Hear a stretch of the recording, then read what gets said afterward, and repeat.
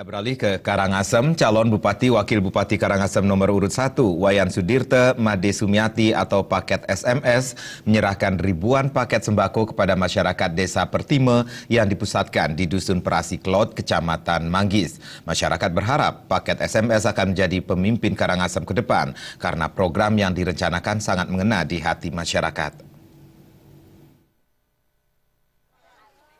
Harapan masyarakat tersebut muncul setelah paket SMS memiliki pemikiran untuk membangun Karangasem yang dinilai masih jalan di tempat.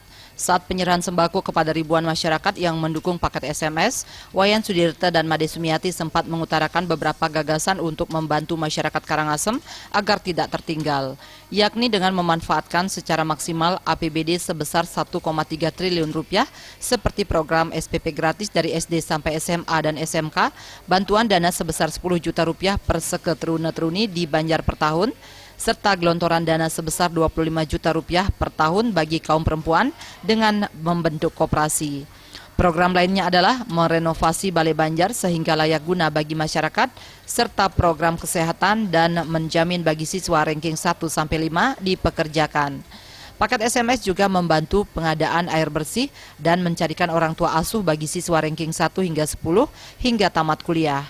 Masyarakat Perasi Kaler Nengah Rati mengatakan Wayan Sudirte dan Made Sumiati sangat pantas menjadi bupati ke depan, mengingat program yang dimiliki adalah harapan masyarakat Karangasem. Dirinya sekaligus mendukung paket SMS menuju Karangasem 1.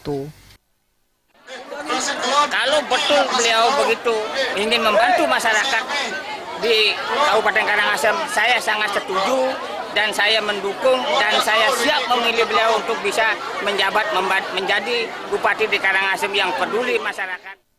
Kadus Prasikau Made Surate juga mendukung calon bupati dan wakil bupati paket SMS dalam Pilbub Karangasem Desember mendatang.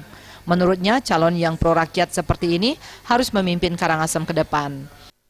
Di mana program ini sangat diakui dan memang benar-benar masyarakat itu sangat berharap, bukan hanya berharap tetapi akan melakukan juga tapi di saat nanti dalam pemilihan akan memilih.